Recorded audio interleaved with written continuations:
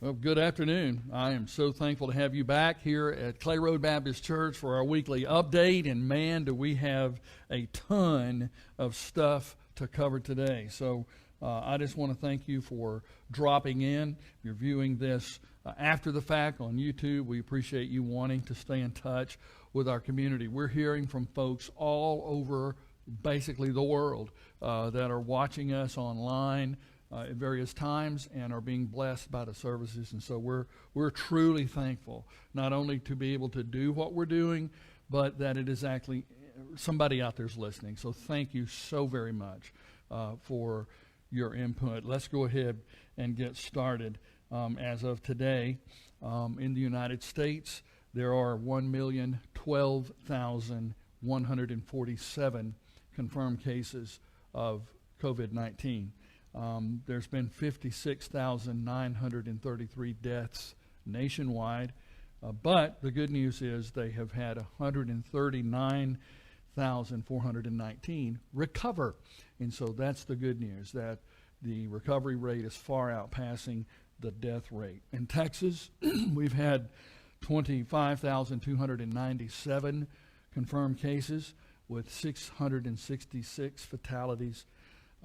And 11,170 have recovered in the state of Texas. As we narrow it down to Houston, Harris County, we've had 5,827 cases. Active cases as of today is 3,893. There have been 98 deaths in the Houston-Harris County combination, and we've had about 1,836 people recover. The news that I think most of us are interested in is what about Northwest? So the Northwest quadrant, and I tried to explain this on a previous one, but let me explain it again. It's like a pie shape that begins at I-10 and 45 and kind of goes to the northwest like this. And so it's I-10 and 45 from Tomball to Waller, and that certainly includes Spring Branch, Jersey Village, and Cypress. And so in the Northwest quadrant, we've had 1,827 confirmed cases, with 1,026 of those cases still active. 31 people have died in Northwest Houston, and 770 have recovered. And so we are still in the throes of COVID-19. The good news is yesterday on his briefing, the governor said that the decline of COVID activity over the last 17 days has been remarkable. And so the 30-day stay-at-home order will expire on the 30th of April. And so he is beginning to open up the state, and he included with that some new guidelines and new directives that we will get to in just a few minutes. And so in phase one of our state opening, retail stores, malls, movie theaters may open up to 25% of their capacity. That includes museums and libraries, parks, of course, and churches that can practice safe distancing. And so we'll get to that in a second. He has a phase two for later in the month. And in many ways, that's what I feel like we as Clay Road Baptist Church are going to do as well. But let me say this before I go any further. We are going to continue. We are committed to continuing our online presence. In other words, we're going to have live services on Sunday and Wednesday. We're going to have Bible studies on Mondays and Thursdays throughout this month and probably throughout May. And so we need to know that you who are at risk, and we're going to talk about that in a second, can stay home and know that you're going to have those services coming into your home. So let's recap right quick, because there's no change for this coming Sunday, May the 3rd. So on May the 3rd, our services will be online, live on Facebook, and then put up almost immediately on YouTube, just like it has been every week. Our Wednesday night service this week will also be on Facebook and live at 6, and will go up on YouTube as soon as possible. Dial a Sermon is going to continue. And so Dial a Sermon, for those who don't have internet, is 281-729-5298. And you can just call that number, and you can hear the sermon, whether it's Wednesday or whether it's Sunday. They're changed on Sundays and Wednesdays. And so you can hear that sermon for that week with no computer at all. All you need is a telephone. And so those go up as soon as we can after the service on Sunday, as soon as we can after the service on Wednesday, it changes. And so that way you have access to those sermons. As an added initiative, we have also included a separate number for Connie's Bible studies. And so Connie's Bible studies are going to also be available by telephone. That number is 832-974-2858. So get the word out to those who want to hear the Bible study on the phone, that they have that capability now. It is immediate. You can do it today. Those will also be changed rather than on Mondays and Thursdays. They're going to be changed on Sundays and Wednesdays as well. And so they'll be up just a little bit early on Dial-A-Sermon, but I don't think anybody is going to care about that. Our encouragement team is still calling people. Thank you for doing that. And we're thankful to know that most of our membership is doing well. So let's just talk about the governor's new mandates and what that means to the Clay Road community. Okay? The first one is he's begun opening the state, which includes new directives for all kinds of businesses, but especially for churches. And so the first two things that he did in that manual, and here's what it looks like, and I have all of that. We're going to post that online where you can get to it and read the relevant information about those at risk and the guidelines for churches. We're not going to put all that other stuff. You want to do that, look it up on the state government website. But they're basically talking about those of us who are at risk. So let me understand and help you to understand that people that are 65 years old or older, especially those who have medical conditions like heart disease or diabetes or cancer, a weakened immune system, they are all considered, and we're going to hear this term a lot over the next 30 days, at risk. And so our at risk is at risk of being very sick. In other words, they will die if, and possibly, they get this. It doesn't mean they automatically are going to die, but it does mean that all of the, let me just share this. This little graph right here that you probably can't see very well, but you can on the website. And what that graph tells us is that 76% of the deaths by COVID-19 occurs in 65 and older. 76%. And so that's why those are considered at risk. And so what we're asking is that you are considered at risk. If you think you're at risk, if you live with someone who is at risk, then stay at home if you can. We are going to supply these services to you, and you can do them just like you've been doing them for the last 4 to 5 weeks. Minimize face-to-face contact with others, especially avoid young children. If anyone is assisting you, a caretaker or family members, they should wear face masks. Remember that they can give you this virus even if they don't appear to have symptoms. You can reach out to family and friends and neighbors who can deliver you essential items so you don't have to get out. If you need to go out or you just have to go out, please wear a mask. In Harris County, it is mandatory. And so while I understand there's a big fight amongst the law enforcement, who's going to enforce it, what are they going to do about it, you just need to know that it is important that you wear a face covering, not just for your benefit, because it really is not going to filter out anything, but it will minimize those of us that are out in the community that possibly have this and don't know it. That's been the real problem. You need to wash your hands a lot, at least for 20 seconds. Use hand sanitizer with at least 60% alcohol. If you don't, if you're unable to wash your hands, washing your hands is still better. Okay? Disinfect surfaces that are touched by others that you don't know their history. Don't share dishes or drinking glasses, cups, or eating utensils. And if you have symptoms, just call your health care provider. One of the things that I've been hearing is that some of us who know we're at risk, and once we think we might have it, we don't want to get out and expose it to anyone, so we stay home. And by the time we call the doctor, we are already in deep trouble.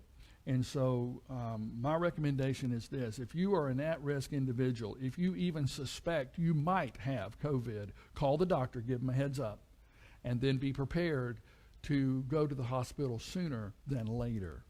It's very important that they get to you as quickly as possible. Check in regularly with neighbors and friends. That's what this encouragement team has been about. And you can walk outside and garden outside, play games. Watching our services online is a great way to keep your spirits up. Just know that most of these guidelines, all of these guidelines, are actually put in place for your safety and your protection. But listen, there's nothing that we can guarantee. And so while I'm going to adhere to the governor's plan, and we have our own phases that we're going to use here at Clay Road, I need you to understand that if you're comfortable staying home and you're at risk, please do that.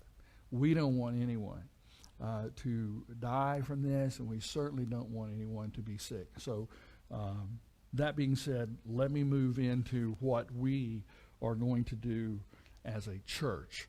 And so on May the 3rd, there will be no changes. Who's at risk? I've just covered that. So what must we do? I have a long list of that in the governor's guidelines. Most of it applies to the volunteers and the staff in making ready the preparations for a soft opening. What does that mean to Clay Road? That's what we're going to talk about. Well, what it means to Clay Road is this. On Sunday, April the 3rd, there will be no change. It will be just like it has been, okay? And then on April 4th, I need all CRBC employees, except childcare, to report to work.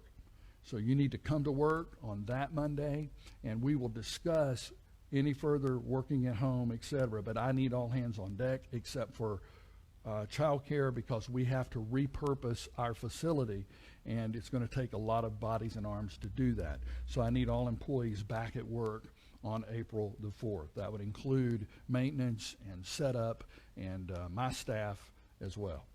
Then on April the 10th, April the 10th is Mother's Day. So it's going to be easy for you to remember this. On April the 10th, Mother's Day, we will have a soft opening here at Clay Road Baptist Church. If you are sick, stay at home. If you think you have a temperature, stay at home. If you have a cough, stay at home. If you've had stomach distress, a bad headache, stay at home. Do not risk the rest of us. There will be no child care. There will be no Sunday school. And so on April the 10th, Mother's Day, we will have a soft opening. What does that look like? It looks like this. There will be 2 services. The first service will be at 9:30 on Sunday morning. 9:30 on Sunday morning. Who will be attending that service? Any regular attender that does not have kids and is not in a Sunday school class and is at risk. So if you're a regular attender, you're not a member of a Sunday school class, but you don't have any children with you, or you are at risk, we want you to come to that first service. In addition to those individuals, it will be the members of Adult 1, Adult 2, and Adult 3 Sunday School. So if you're in the Adult 1, 2, or 3 class, then you are to come to services at 9:30 on Sunday morning, April the 10th. It is not mandatory. You do not have to feel obligated. It is simply an option for you to come to that 9:30 service. Physical, it will be the members of Adult 1, 2, and 3, and the at-risk population of our congregation. Physical distancing will be practiced. Also, facial masks are required. And I know right now you're thinking, oh, but I can't help that. So they will be required for that service. East and west entrances will be open. So the east entrance will be the one that comes in right there by the security desk. The west entrance is the one that comes in by the kitchen. Those two entrances will be open, and you may park in any of those parking places on the east or west side. You will come in, and then you can follow the signage to the auditorium. The auditorium is going to look different because we will be sitting 6 feet apart, and it's just going to be a little different for a little while. After the worship service that begins at 9:30, the entire area will be sanitized, and we will prepare for the second service. Okay? So the second service is at 11 a.m., and any regular attender with kids, any regular attender that is not in a Sunday school class and has kids with them, or they're not at risk, we're going to ask you to come to that service. Also, in addition, we'll have the members of the Berean class, the Family Matters class, the college class, and the youth. They will all come to the second service beginning at 11 a.m. Physical distancing will be practiced. Facial masks will be required. We're going to have a few masks on hand for those who just simply didn't get the word or forgot them or can't find it when they got here or whatever, but we're not going to have a whole lot of masks. And if you do not have a mask, you will be asked to leave. I am sorry about that, but we have far too many at-risk individuals in our congregation to take a chance. So it's just going to be that way. We're going to have facial masks required. And at the second service, listen carefully to this. The east and west entrances will be closed, and only the rear entrance from the back lot will be open. There will be signage, but you will park in the back lots and come in the back doors and follow the signs into the auditorium. So park behind the church if you're coming to the second service, and allow those that are leaving the first service to have access to their vehicles without encroaching on their physical distance. So rear entrance will be open. You come in the rear door, come into the auditorium. We're going to have the service. And then after the service, everybody goes back out the rear door to their cars, and we will completely sanitize everything that's been touched again. And so that's the way it's going to work. That's what the soft opening will look like. We will be broadcasting the second service live on Facebook.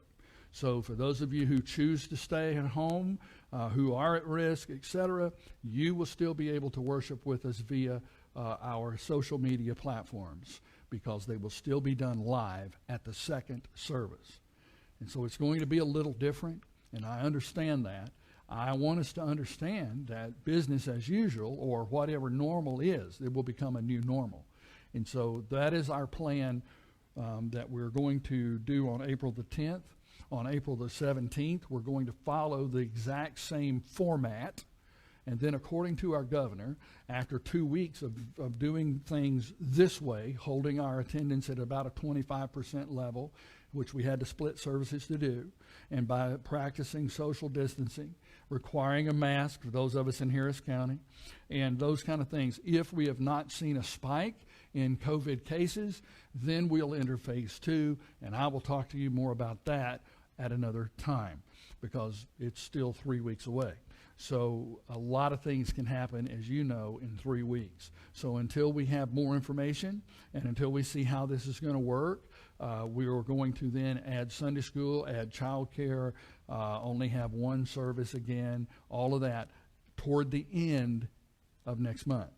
And so we just need to do it in stages, and I'm asking you as a personal favor to please just follow these guidelines and help your pastor as we try to navigate through uncharted territory. Listen, I've never pastored a church in the middle of a pandemic, and I don't know anyone else who has. I can't even call Charles Stanley and ask him what to do, because no one knows. We can only do what we believe to be the right thing. And the right thing to do is to protect those in our fellowship that we love and cherish who honestly, statistically, will be injured by just going back to business as usual. We want you to come. No one wants to see you more than we do. And so we want you to do it safely. We have a minimum health care procedures as well. You can read through those. But just know this, that we are going to loosen the face mask thing later in the month of May.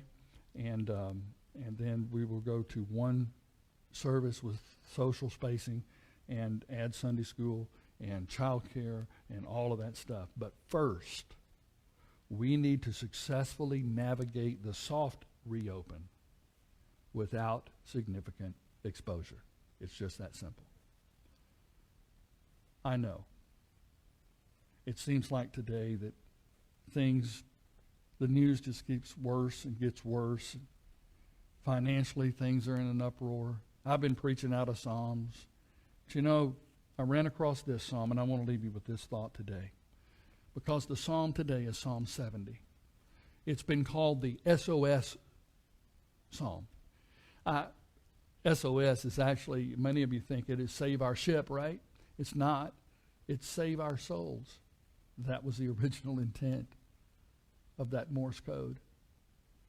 But because of its brevity, there's only a few verses, only 5.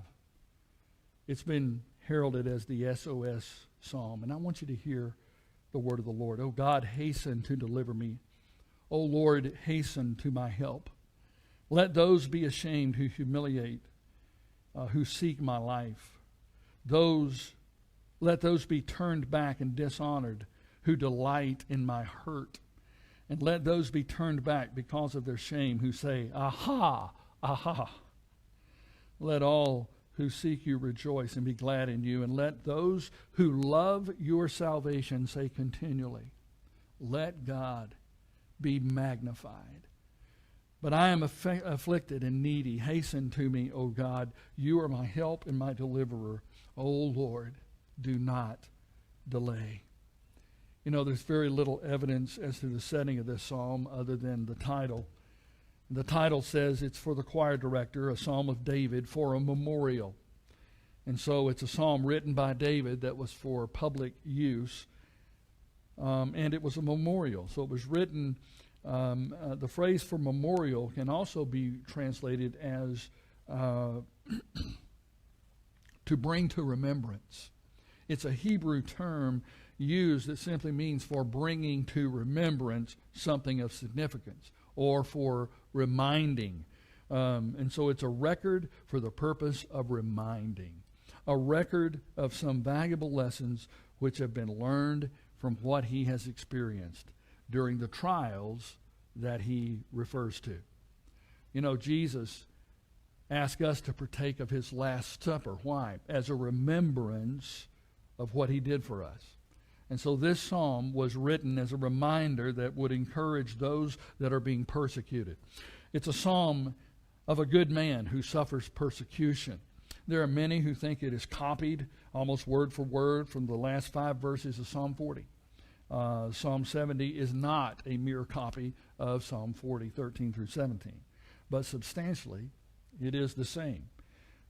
Just as it was rewritten by the same author for another purpose.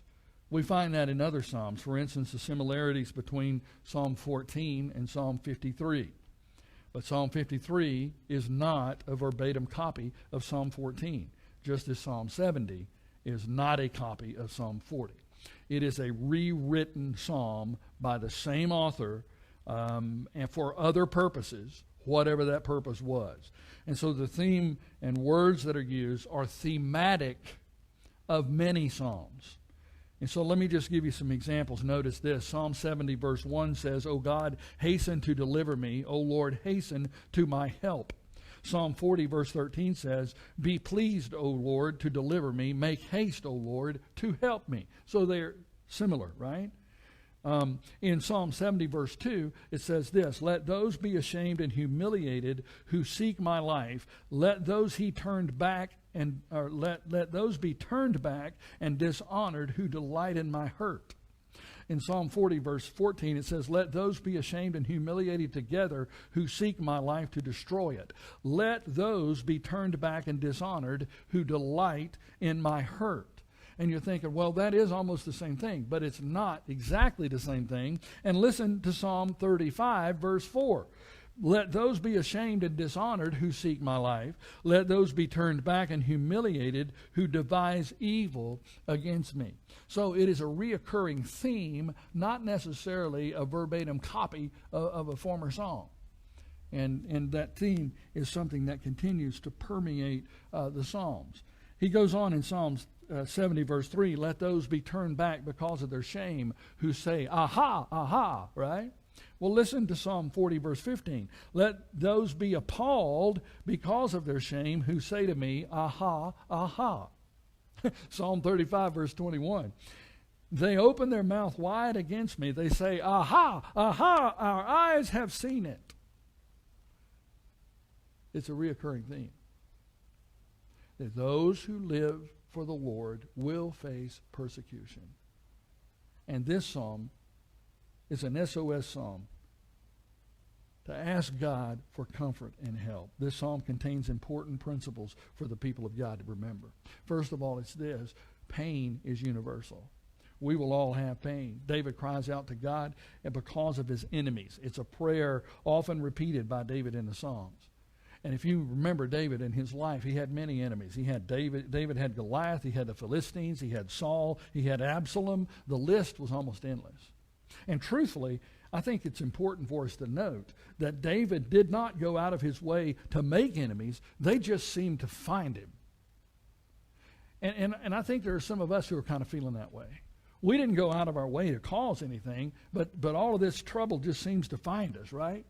And David faced a great deal of opposition. Sometimes it was a result of his own sin. Sometimes it was the sin of his people. But most of the time, his opposition was because of his stand for God. Now, COVID happened. And it's not because of our stand for God. We've not been singled out.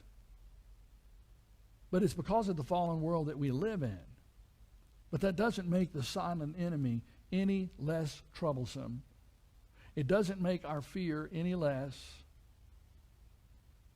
And so David continues, there's a message for us to hear here. If we choose to live for God, we will face opposition. It's not that we're going to go out and be unnecessarily confrontational, but it's taking a stand for what is right will always produce conflict.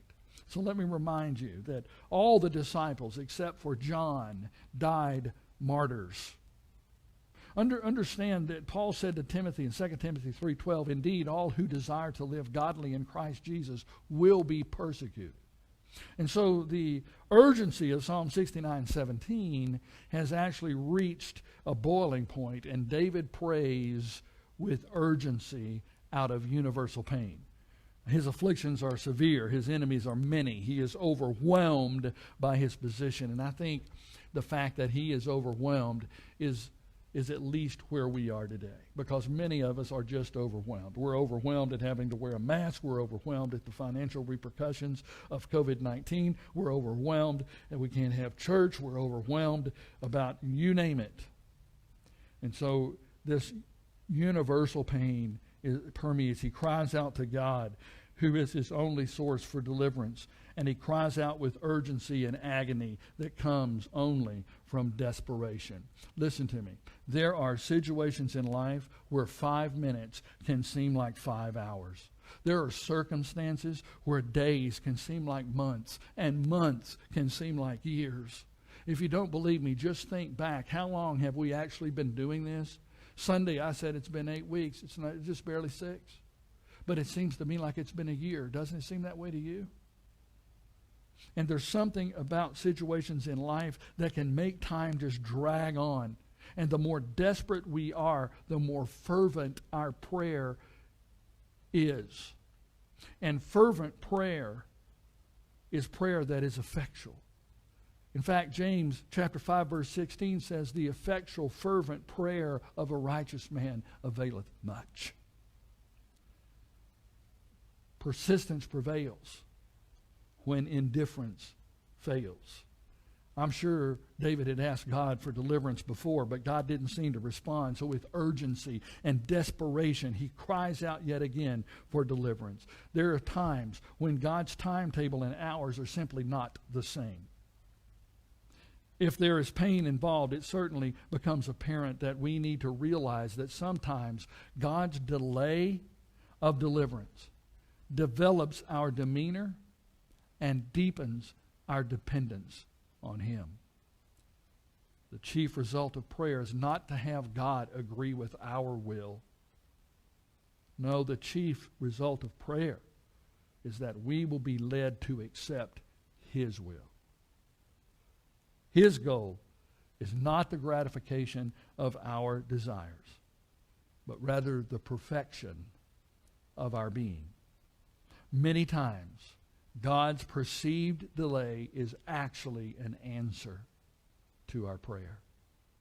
David not only cries out with universal plans, but he has an unfolding plan. David gives us insight into the form and design of his enemies and ours. Their desire wasn't just to ridicule and make fun of David, but rather to damage his influence and destroy him, physically and spiritually. They wanted to prove the futility of trusting God. So David asked God to just turn the tables on them. He said, first of all, let them be ashamed and humiliated. Let them be ensnared by the snares they have set for me. Let them be turned back and dishonored.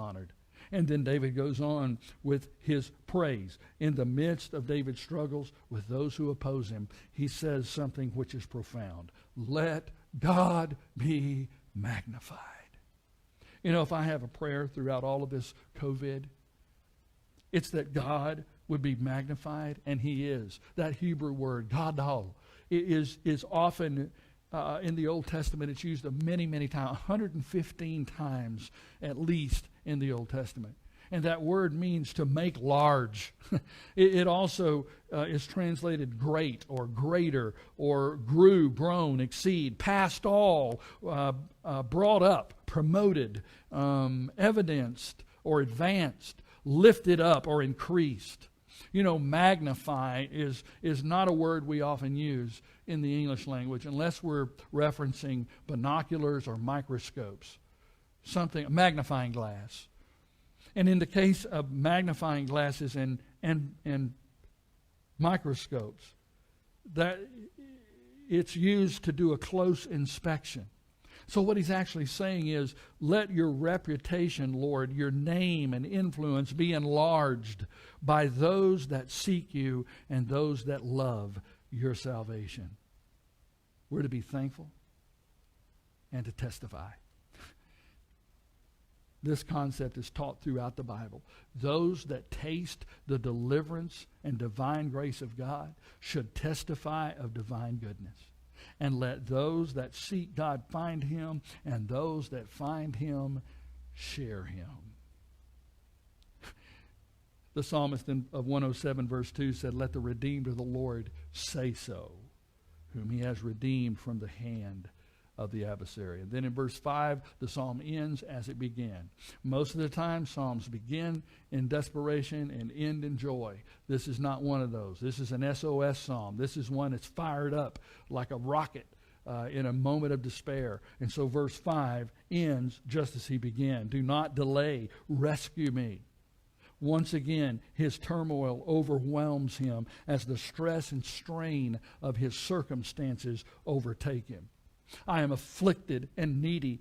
Help me, God. I want you to see something here. Because by the time he starts that sentence and finishes it in verse 5, you are my help and my deliverer.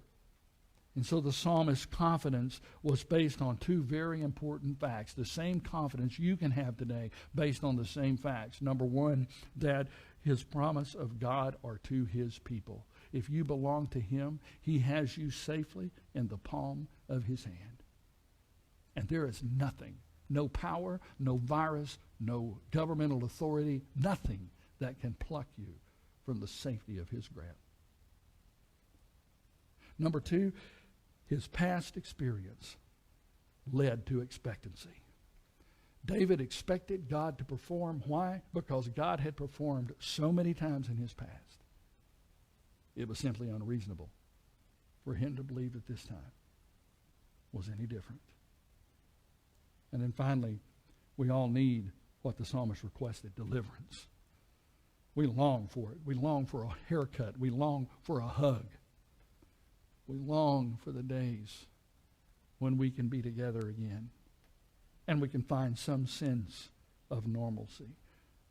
We need deliverance from COVID, but we also need deliverance from sin. We need deliverance from ourselves as well as our enemies. Each of us needs grace to help in times of need.